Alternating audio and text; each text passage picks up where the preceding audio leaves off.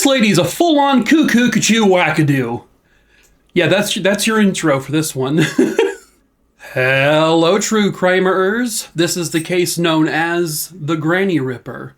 Viewer discretion is advised.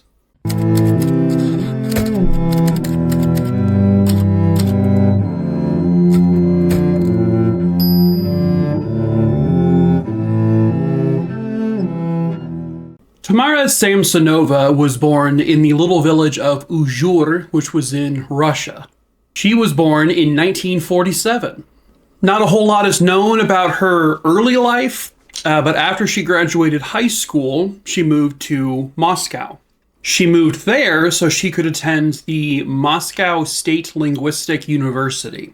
Everything went great for her there. She graduated. Then she moved to St. Petersburg in Russia.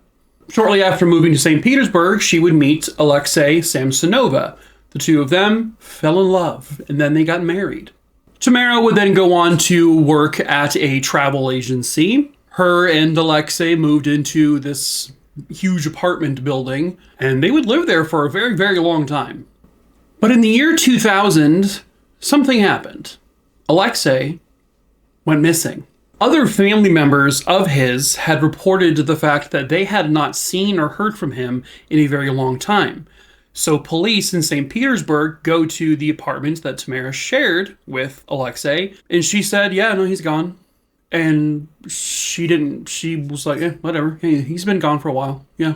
She just said, I think he went off with some woman, and I don't know where, but he's just gone. So it's like, whatevs. She was incredibly just nonchalant about it, about her husband missing. I mean, his own family members haven't seen or heard from him, and even when she knows that, she's like, meh. It sounded like Alexei's family had suspicions that Tamara had done something to him, but police never found any evidence of it. They also could never find any evidence that he ran off with some woman. They never found him anywhere. But then they kind of just let that case go, and Tamara goes about her normal day-to-day life. She allegedly becomes lonely in her apartment without her husband, so she begins to sublet her apartment. In 2001, she found her first tenant, a man named Volodya. However, a couple of weeks after he moved in, he quickly moved the hell out. This is because Tamara was, kind of crazy. She would always yell at him, scream at him. They would always be in arguments. She would be throwing things around the apartment. Shortly after he moved out, he actually went to the hospital because he became violently ill. And it turns out he had gotten some kind of poison in his system, but no one could figure out exactly how or when it even got there. They figured it just probably came from some restaurant he had eaten at, but they never really figured it out. And then she rented the apartment out to a couple more people, but they kind of just sort of came and went as quickly as the other gentleman. But then another gentleman moved in with her, and his name was Sergei Potvain. He had moved in 2003, and apparently, according to neighbors, there also was a significant amount of screaming matches between him and Tamara, things being thrown around the apartment. They can hear Tamara screaming the top of her lungs, just sounding like an insane person. And then suddenly, a few weeks after Sergei had moved in, suddenly he was just gone. No one really saw him move out, but they also never saw him again. It needs to be said that basically every person that was living with Tamara, they were all basically from out of town. They kind of just answered an ad about, moving in with her. And so these are people who were, for the most part, unfamiliar people in this community. Now we fast forward to 2015. Tamara is in her 70s. Tamara decides, I'm going to renovate my apartment. Why not? New year, new me, or whatever. And so while she's doing that, she manages to move in with a friend that lived, I guess, on the same exact street as her apartment complex. And this person's name was Valentina Ulanova. Valentina was about 80 years old. According to friends of Valentina, shortly after Tamara moved in with her, as the apartment renovations are going on, apparently Tamara was doing her normal thing. She was screaming at Valentina, getting in arguments all the time, throwing things around the apartment, the house, just going full on crazy out of nowhere and for no reason whatsoever. And then, according to information that would be found out later, one day Valentina and Tamara got into an argument over doing some chores around the house. And then no one heard from Valentina ever again. Not but a few days after the last time anyone saw Valentina, there was a horrific discovery made.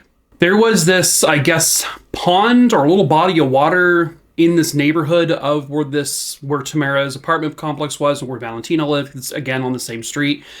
And there's like this field, I guess, next to this pond. And one day this couple was out walking their dog. The dog got really agitated and it began to kind of try to go towards a certain area. So when the dog's owners followed the dog, they went into this field by this pond, and they see this like blanket or tarp or something covered in blood. When they unfolded this tarp or whatever it was, there was a dismembered body inside of it. There were body parts shoved in like plastic bags that were then wrapped up in this material. So when police were notified, they began to canvass the area. They began to ask people in that area, in the apartment complex, in the neighborhood, and they would find out that not but a couple of days before the body was found, some neighbors reported seeing Tamara Samsonova at like 2 or 3 in the morning going back and forth from where she was staying with these like plastic bags. And also they noticed her with like a pot, some kind of like cooking pot. So police pull up footage because there's CCTV in this apartment building that she was staying in. And sure enough, they catch her on camera at the time the neighbor said, going back and forth with these bags and kind of walking in the direction of where the body was eventually found. And then they caught her on camera with holding a pot. They saw her, the camera picked her up in various places of this apartment complex walking with this pot. Well, they would find the pot. Inside the pot was a severed head and some fingers. The head and fingers had been boiled. They would discover that the head obviously belonged to the dismembered body that was found, and it was that of Valentina Ulanova. So police go to Tamara and they question her in the apartment. When they're in the apartment, they do notice that a shower curtain is missing. And it turns out it was a shower curtain that had been used to wrap up the body parts. They also find blood just splattered all over the walls of the kitchen, of the bathroom. It's just everywhere. And so they're like, whoa, what happened here? And then she just said, I killed Valentina. Tamara said she had gone to a nearby pharmacy to procure some, I guess, schizophrenia medication. I'm not sure how she got it or whatever the case may be, but she got it. And she took 50 pills, crushed them up, and put them in this like salad that she knew Valentina liked to eat. So one day Valentina came home and she gave this salad to her. Valentina just ate it up like crazy. And then she, because it was 50 pills worth, she eventually fell unconscious. Tamara has said they had argued about doing chores apparently the night before or the morning of or something like that. And so she lied to Valentina and said, I made you this just to say I'm sorry, blah, blah, blah. But anyway, Valentina had passed out. And that's when Tamara, she took a hacksaw and she began cutting her body up. And Valentina was technically alive when she was doing that because she hadn't died from the overdose. She took a hacksaw, she took some butcher's knives, some knives from the kitchen, and she just began hacking this body to pieces. She just took some bags, she threw all the body parts she could in the bags, then she said she took her head, put it in a pot with her chopped off fingers, and she said she did this in order to make it hard for people to identify her. And then she just boiled the head until it was, unrecognizable. The entire time she's confessing, she is just calm, cool, and collected. Like it was just another day in her life. Like, yeah, cut off her head and put her fingers in a pot and boiled it and, like you do. Like she was just so normal about it. And then she said when she was done, she's like, all right. And then she just went back to her life. So obviously she was arrested and she did not put up any kind of arguments or anything. When she went into the courtroom, she's like, yeah, no, give me what you got. Basically, just whatever you got, judge, give it to me. Like, she was just so cool with all of it. And then she was caught on camera, just sort of nonchalantly sitting back like this, you know, kind of right after the court proceedings. And then she's like, she blew a kiss. She blew a kiss to the camera and was just all smiles. She was just happy as can be. She said she wasn't sorry. She showed no remorse. When the judge said that she was ordered to basically remain in custody, she literally applauded the judge. Like, good job. That's what you should do. Well, it turns out, according to Tamara's own written journals, that the murder of Valentina may not have actually had anything to do with this argument about doing chores. It turns out Tamara may be a serial killer. In this journal, which she had written in multiple languages, including English and Russian, she had written and confessed to at least 12 murders. Basically all done in similar fashion to what she did to Valentina. She even made references to cannibalism, that she had killed people in the past and eaten parts of their bodies.